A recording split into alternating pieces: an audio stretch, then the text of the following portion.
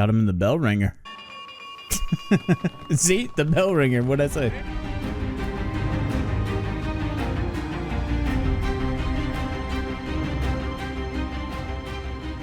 I am Noxiddar!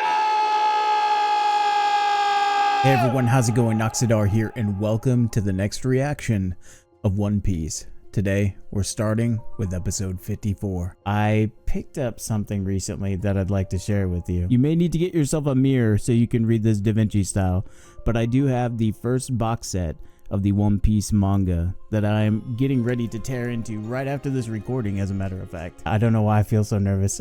It's like I'm a stranger in my own home trying to make these reaction videos after such a long time. Yeah, with that being said, let's go ahead and get right to our reaction. Episode 54 of One Piece. Ah, the music. It's so good to be back. Whoa, a guiding light. Well, I didn't make it very far before I had to pull up this little nugget. Remember when we talked about lighthouses and I spoke at length for a very long time about how part of their use is to actually guide sailors to them, and everybody said no, they're just purely there to be avoided at all costs. I don't know why they would call it guiding light. I'm just saying, maybe we were both right the whole time. Natsukashi.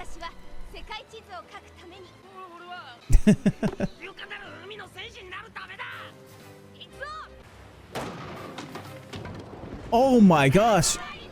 Is that wave like adjacent to them, or did it just overtake them? If it went right over the top of them, man, that's pretty badass. Oh, I've got my marine colors on.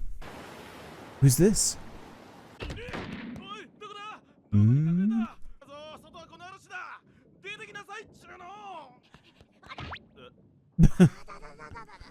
Ow, yeah, I was gonna say bloody nose. Got him in the bell ringer. See? The bell ringer. What'd I say? She's got like some medieval garb on her. That's pretty cool. Ooh. Ah. Oh my gosh. Everyone's getting hurt already. Is she gonna jump? No way. And you're still gonna try it. Well, at least it lowered the length though.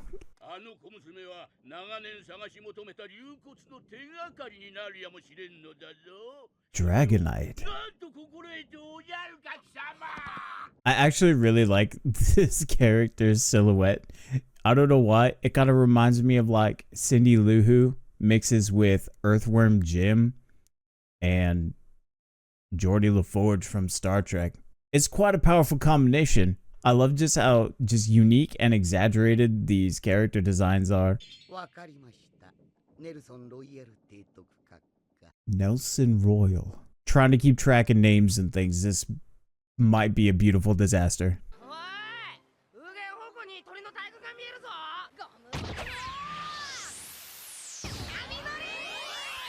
Oh my god. Oh, that's not a fish. Not quite. Poor guy just wants a nap. Let him sleep. Definitely a fish person. Ooh, poor Usopp. She's so clumsy. Oh my goodness. See, when someone asks if it hurts anywhere, and we know that she's basically hurt just about everything, especially that little Otama up there. It reminds me, I think I've told this story before about how I just took Old MacDonald. I had to think which one. I always get Old MacDonald and Bingo confused, where I took the tune of Old MacDonald and then I just put it to Karadaju ga itayo, itayo. I'm sure she would be singing that song if she knew it and she had me for a teacher. So I'm just saying, like, that's what it is. The whole body hurts.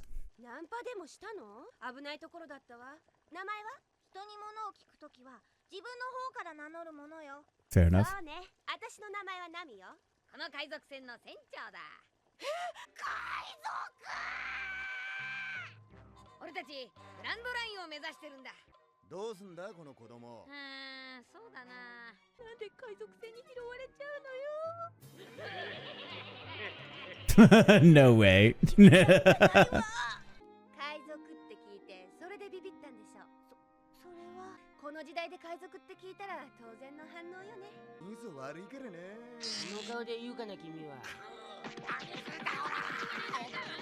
うやめなさいって。It's something that I have always noticed and never pointed out, but just how endearing it is to see these characters like bicker and argue. You know, it kind of evokes those feelings of a big family. You know, even like at a family gathering, you almost certainly have those two siblings that just like to joke with each other, and that joking just turns into like, you know, poking and prodding. And one of my favorite things in these episodes, regardless of whether they're filler or not, I know that was a big discussion with the last episodes, and I guess I'll set the record straight here. It doesn't matter to me if an episode is filler or not. It might matter to you, and that's great if you want to tell me, but it has no bearing on my enjoyment of the show. I'm purely looking at this from a moment-to-moment storytelling point of view. I'm not worried about 400 episodes later if like it gets retconned by something more canonical. That's not going to sink my ship, as it were. The one thing that I really wanted to see was more moments where they were a cohesive crew working together, because, you know, between Nami's deception and her separation from the rest of the crew and them going to go get her, we didn't really have too many moments together as a full crew. And so being able to see these in the anime is just beyond incredible. It's absolutely one of my favorite things right now. Oh, she got the knives out?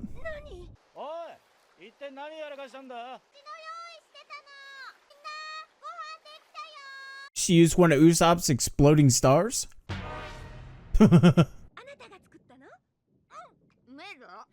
Yeah, see? He likes it.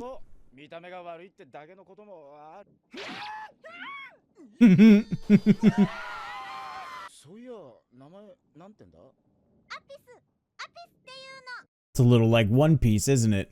A piece. 海軍の船から逃げ出してきたの。海軍の船から？前の嵐の夜の。あの嵐の中をあんな小舟で。あんたも無茶するわね。I really just want to talk about how, like, the framing of this scene, everything kind of comes together. We've got the family sitting around the table, telling their story, gleaning what they can from a piece. And then we have Sanji over there doing the dishes. And what's crazy is we open with that shot of the water spilling onto the dishes, and then that sound carries through. Everybody's again sitting around telling these stories, and then we have this this forward object in the foreground, kind of breaking that that image up. It's not something that holds you at arm's length. It's something that kind of pulls you in and pulls you into the moment, and really makes you feel like you're taking everything in while also being specifically a part of what's going on. And it's just it's one of the things that I'm really enjoying about a lot of varied, especially going through, you know, manga where like every panel is much more intentional, and then coming and seeing that same kind of intention and thought brought into the anime as well, as far as like overall composition of a scene. And it's just something that I just have to stop and highlight. I don't really have anything deep or meaningful to say about it, other than the fact that I think this is just so cool. Yep, there's just another Noxiddar appreciation post right there. それもそうね。でもどこから来たかぐらいは教えてもらえない？私ね、軍艦島の人間なの。 Whoa, Warship Island? Wow. どうして軍艦島って言うんだ？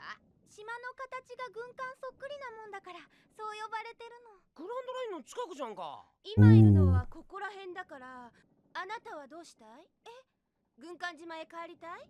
私たちはこのままだとグランドラインへ入っちゃうけど、ま、進路から大きく外れるわけでもないし、急いでる旅なわけでもないし、しょうがないか。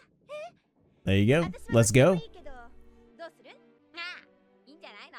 グランドラインもすぐだしな。そっか、軍艦みたいな島か。本当に軍艦島へ寄ってくれるの？あ、やったー！ありがとう、ルフィ。 Aw, that's sweet.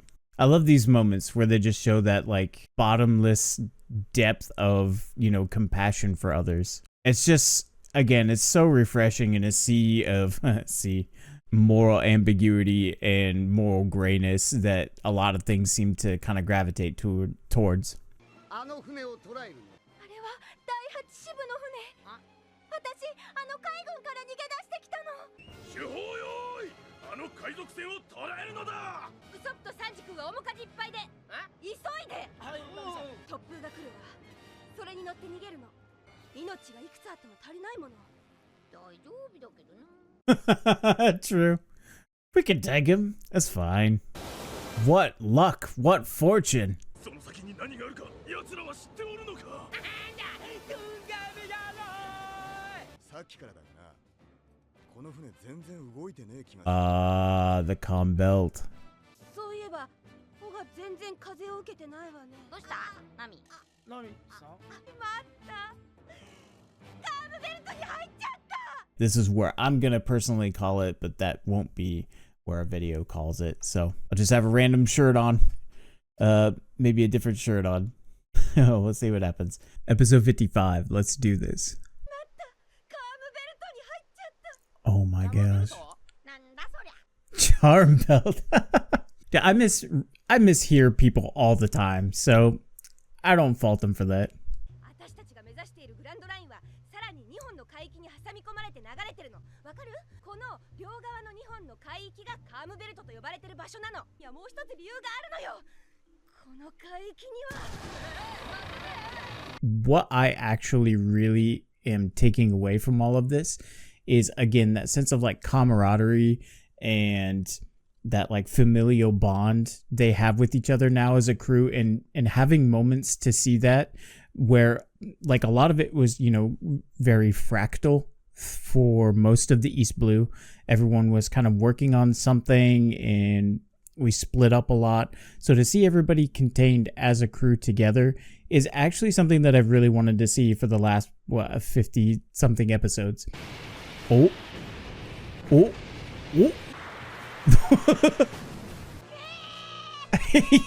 Oh my gosh, that's amazing. There's always a bigger fish. Sea Kings. Oh, I like that name even better. とりあえずみんな動くなよ。いずれ海中へ戻るだろうから。 Their vision's based on movement. Thanks, Dr. Grant.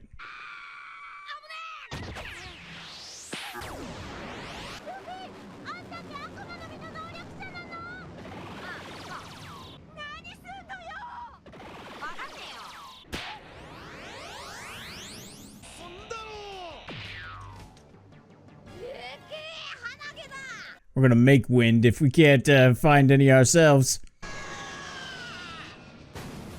They were the Flying Mary there for a second. I mean, I thought this was gonna be a bigger deal, the comm belt, but all it took was one sneeze and they were out of that situation.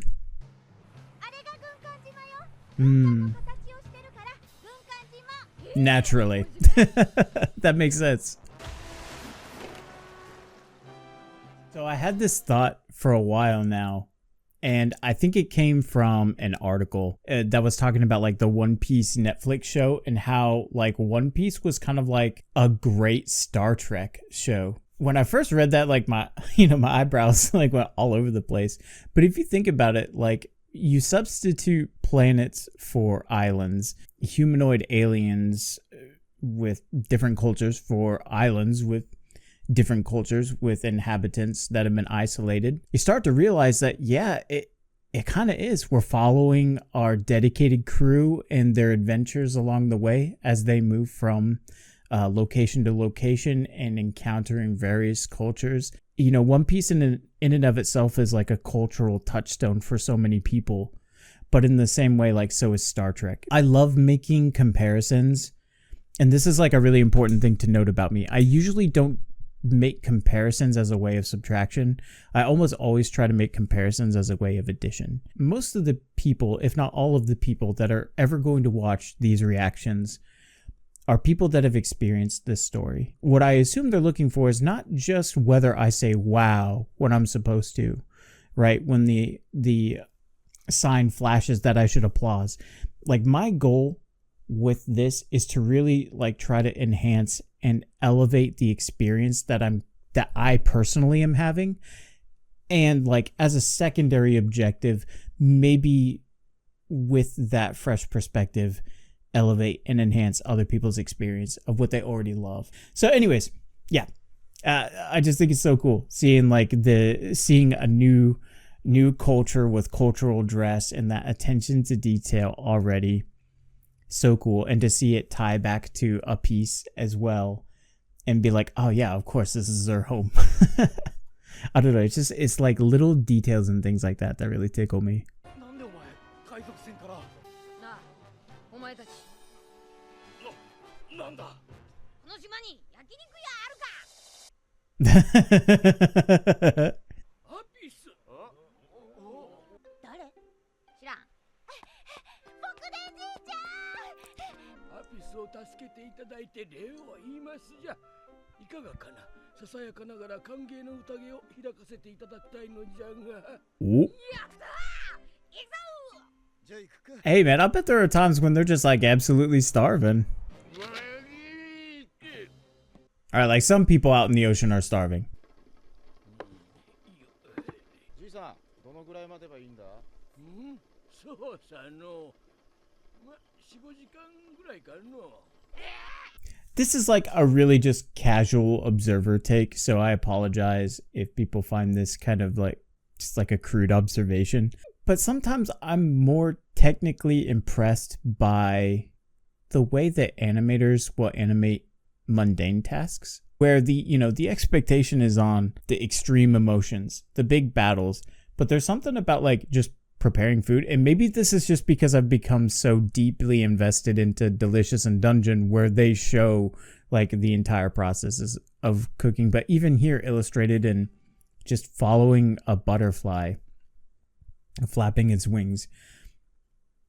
I'm always just constantly in awe of the medium of animation to bring images to life. You watch something in live action and you're looking through a lens. You read something in a book, imagination within your own mind. And this is like the perfect medium between those two, where you're not looking through a lens and you're not using the imagination of the mind. You're watching the manifestation of both. I just don't know any other opportunity to say that. So might as well be when they're making pork buns.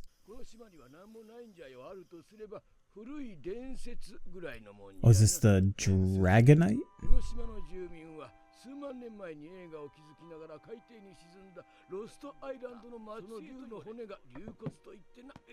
Well, actual dragons. Wait, where's she going? I'm sure it's a story he loves telling whoever will listen to it.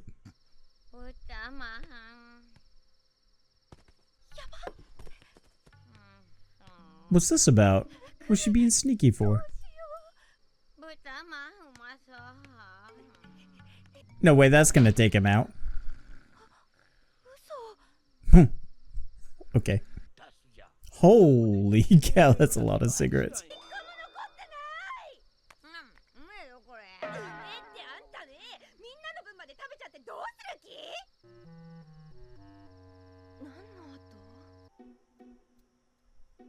Is this like Skyrim? There's like a bunch of old guys at the top she has to take like an offering to? Watch out for the mountain troll along the way. Oh, clearly she's done this before.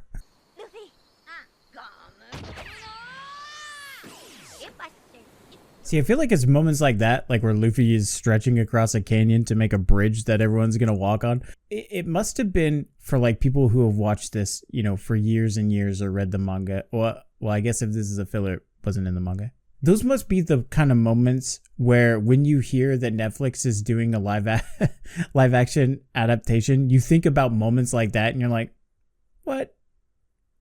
No way. I don't know if like it's just the Netflix brain worm inside of my head, but sometimes I'll see things, actions that Luffy's taking, the way he's interacting with characters here going for, and this is like a thing going forward, you know, now that we're outside of the scope of the live action, and I'm just sitting here wondering the whole time, how are they going to do that? Are they going to do that? Would they do that? Would they just do something different? Would it be like Luffy-esque? Who is she talking to? That's what I want to know too, Nami. Exactly.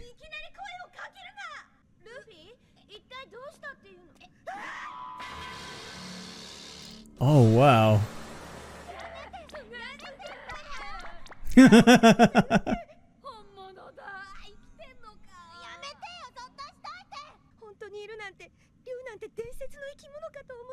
That's so cool. I love dragons.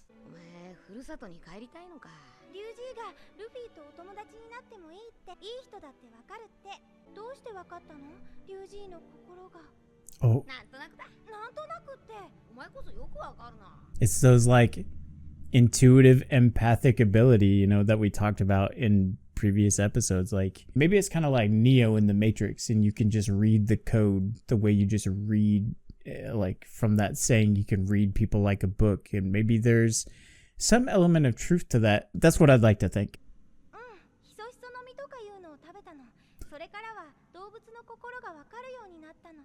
We need to get this girl to the Pacific Northwest, see if she can hear Bigfoot whispering. The elusive Bigfoot.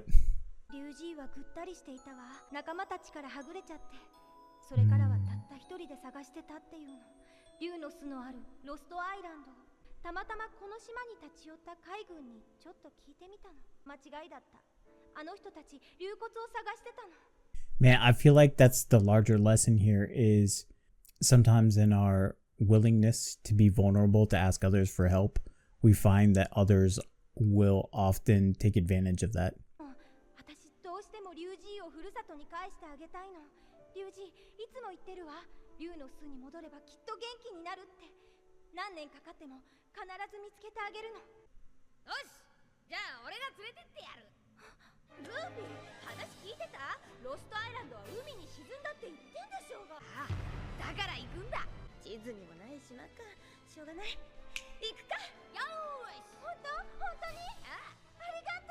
Oh man, this was so much fun.